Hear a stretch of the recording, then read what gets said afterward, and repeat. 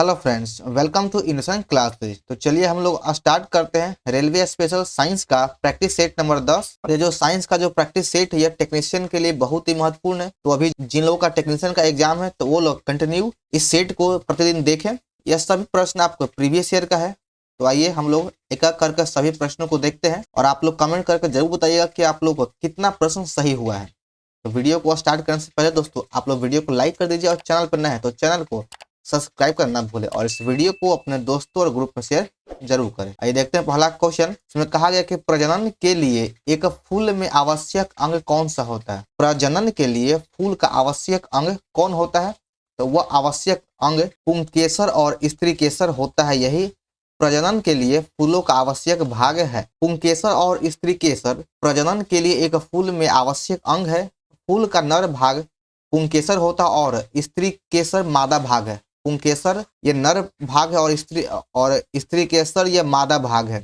बाह्य दल पुंज एक फूल का पंखुड़ियों के नीचे पाया जाने वाला एक भाग है और पंखुड़ियां फूल का रंगीन हिस्सा होता है। अगला प्रश्न है, कौन सा अस्थायी उत्तक एक पौधों को कठोर और मजबूत बनाता है? पौधों को कठोर और मजबूत स्क्लेकाइमा के द्वारा बनाया जाता है। 2 नंबर सही है और यह एक मृत उत्तक है, मृत टिश्यू है। और ये आपका तीनों कोलेकाइमा, स्क्लेकाइमा, पेनरेकाइमा तीनों जो है यह अस्थायी उत्तक है। लेकिन इसमें से पूछता है कि तीनों में से मृत उत्तक कौन है? तो ये स्क्लेकाइमा एक मृत उत्तक है। यह कठोर होता है, मजबूत होता है। आगे देखिए इन तीनों के बारे में देख लेते हैं। कोलेकाइमा कोशिकाएं वे होती है जिनमें नियमित रूप से मोटी कोशिका की दीवारें होती है जो समर्थन और संरचना प्रदान करता है। पेनरेकाइमा पतली दीवार वाले उत्तक है। दोनों में अंतर, यह मोटी दीवार की है और यह पतली दीवार की होती है, जो खाद्य भंडारण, प्रकाश संश्लेषण और पौधे के जीवन की अन्य गतिविधियों में शामिल होता है। पेनरेकाइमा स्पंजी उत्तक है जो पत्तियों, तने और कुछ पौधों की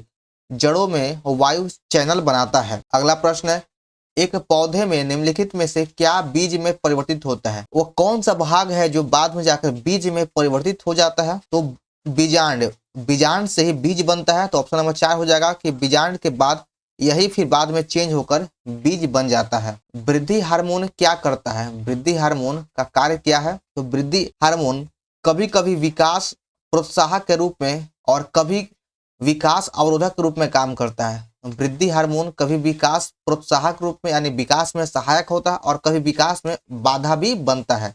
तो 4 का 2 सही है। आगे देखिए 5 नंबर, निम्नलिखित में से कौन सा लवण प्रकृति में अम्लीय है?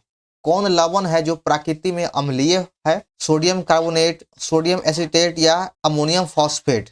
ये तीनों जो है यह क्षारीय है, क्योंकि ऐसे भी जानते हैं कि धातु का ऑक्साइड जो है वह क्षारीय होता है और अधातु का ऑक्साइड अम्लीय होता है। तो ये तीनों अम्लीय नहीं है। तो इसका सही आंसर हो जाएगा ऑप्शन डी, इनमें से कोई नहीं। पीएच मान में 7 से 14 तक वृद्धि किसका प्रतिनिधित्व करता है? पीएच मान जो वैल्यू है वह 7 से 14 की ओर बढ़ रहा है, यह किसका दिखाएगा? तो इसमें OH माइनस आयन की सांद्रता में वृद्धि हो रहा है। 4 नंबर सही है। कैसे, आइए देखते हैं। जो पीएच वैल्यू 0 से लेके 14 तक होता है। 7 उदासीन होता है यानी लवण होता है। अगर यहाँ पे 7 से आप जैसे ही कम होंगे, जैसे 5, 4, 3, 2, 1, तो जैसे 7 से कम होने पर अम्लीय बढ़ता है और इधर 7 से बढ़ने पर इधर क्षार बढ़ता है। तो इसको याद रखना है कि अगर किसी का वैल्यू 0 है तो सबसे अधिक अम्लीय है, 1 तो इससे कम। अगला प्रश्न है 7 नंबर, धातु ऑक्साइड जो दोनों अम्ल और क्षार के साथ अभिक्रिया करता है उसे क्या कहते हैं? धातु का ऑक्साइड जो दोनों अम्ल और क्षार के साथ अभिक्रिया करता है उसे उभयधर्मी ऑक्साइड कहा जाता है। ऑप्शन नंबर 3 सही है। और एल्युमिनियम ऑक्साइड Al2O3 यह एक उभयधर्मी ऑक्साइड है। इसको आप लोग ध्यान से देखिएगा कि Al2O3 एक उभयधर्मी ऑक्साइड का एग्जाम्पल है। तत्वों को उनके परमाणु द्रव्यमान के आधार पर वर्गीकृत करने का श्रेय किसको दिया जाता है? परमाणु द्रव्यमान के आधार पर तत्वों को बांटने का जो श्रेय था यह मेंडलीफ को दिया जाता है। ऑप्शन नंबर 1 सही है।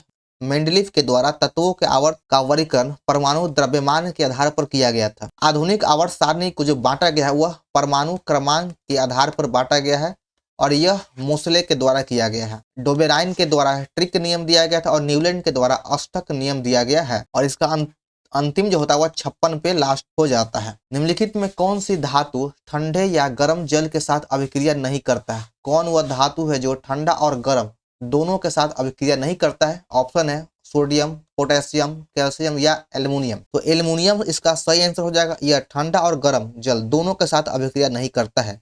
और एक लोहा भी है, ये लोहा भी ऑप्शन में रहेगा तो वो भी सही होता है कि लोहा भी आपका ठंडे या गर्म जल के साथ अभिक्रिया नहीं करता है, बल्कि यह भाप के साथ अभिक्रिया करता है। तो यहाँ से यह भी याद रखना है कि ठंडे और गर्म जल के साथ सोडियम, पोटेशियम और कैल्शियम ये तीनों अभिक्रिया करता है। आगे देखिए 10 नंबर, सॉरी यहाँ पे कुछ दिया गया है कि जो धातु गर्म या ठंडे जल के साथ अभिक्रिया नहीं करती है उन्हें लोहा, एल्युमिनियम और जस्ता शामिल है। लोहा, एल्युमिनियम और जस्ता ठंडा या गर्म जल के साथ अभिक्रिया नहीं करता है, वे केवल हाइड्रोजन और धातु ऑक्साइड बनाने के लिए भाप के साथ अभिक्रिया करता है। 10 नंबर है, इनमें से कौन सा पदार्थ फ्लोरोसेंट ट्यूब में उपस्थित गैस की प्रकृति के आधार पर एक विशेष रंग के साथ चमकता है? तो इसका सही आंसर हो जाएगा ऑप्शन ए प्लाज्मा। प्लाज्मा ही एक विशेष रंग के साथ चमकता है। आधुनिक आवर्त सारणी में धातुएं किस ओर रखी जाती है?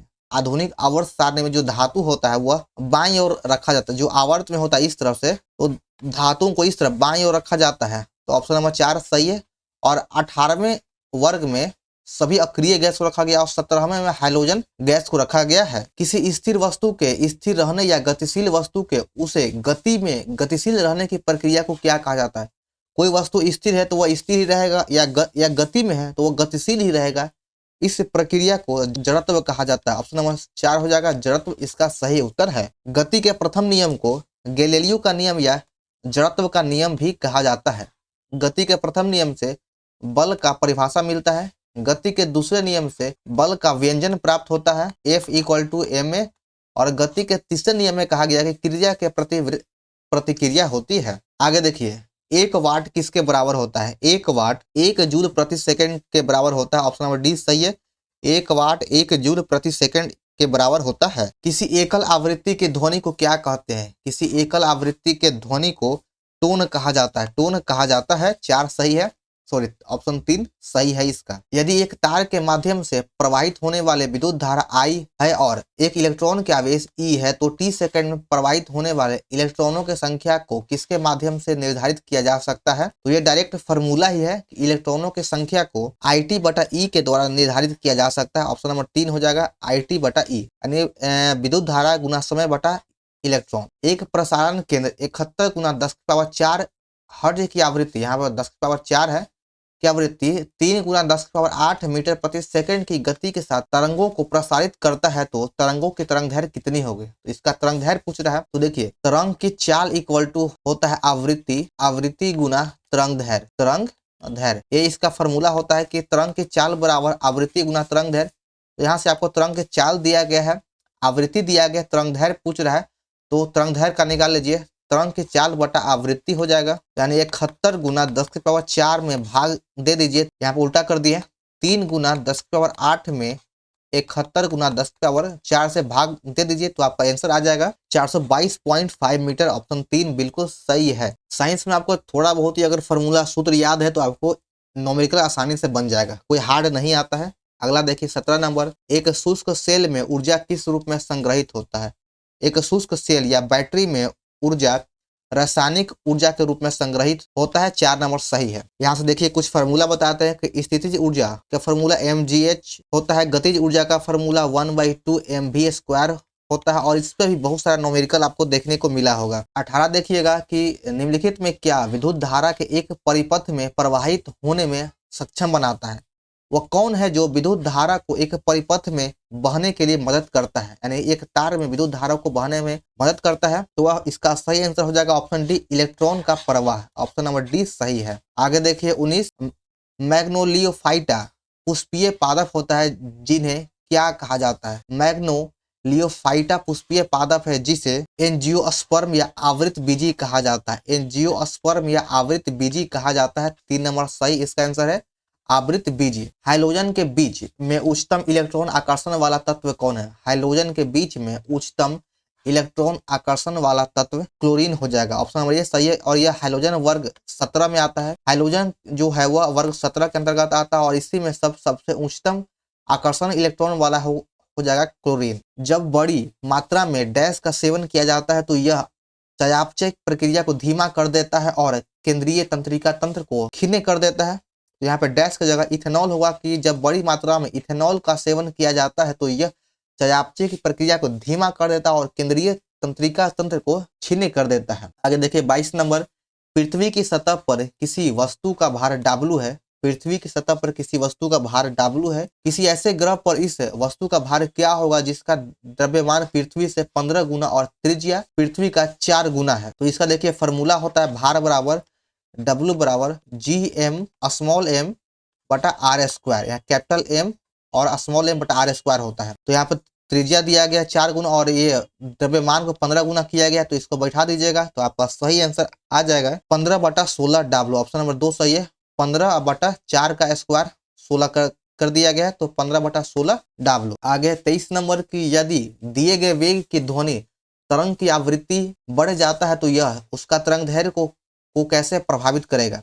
अगर दिए गए वेग की ध्वनि की तरंग की आवृत्ति को अगर बढ़ा दिया जाए तो तरंग दैर्घ्य पर क्या प्रभाव पड़ेगा। तो इसका तरंग दैर्घ्य में कमी आ जाएगा, तरंग दैर्घ्य में कमी आ जाएगा। 4 नंबर सही है। देखिए यह फॉर्मूला होता है कि तरंग दैर्घ्य बराबर होता है तरंग की चाल बटा आवृत्ति। तो जब आवृत्ति को जब बढ़ाया जाएगा तो तरंग दैर्घ्य कम जाएगा। तो 4 नंबर सही है। 24 नंबर है कि यदि द्रव्यमान को स्थिर रखते हुए यदि किसी निकाय का संवेग 3 गुना कर दिया जाए तो गतिज ऊर्जा क्या होगा। जब संवेग को 3 गुना किया गया है तो गतिज ऊर्जा इसके मूल मान का 9 गुना हो जाएगा, 9 गुनी हो जाएगा। 2 नंबर सही है। और गतिज ऊर्जा बराबर होता है P² बटा 2m, ये संवेग के सापेक्ष होता है। चलिए आगे है, और इस सेट का अंतिम प्रश्न, निम्नलिखित में कौन है स्थितिज ऊर्जा का उदाहरण नहीं है। यानी इन चारों ऑप्शन में से कौन स्थितिज ऊर्जा का एग्जाम्पल नहीं है। एक बांध में संग्रहित पानी, तो यह तो है।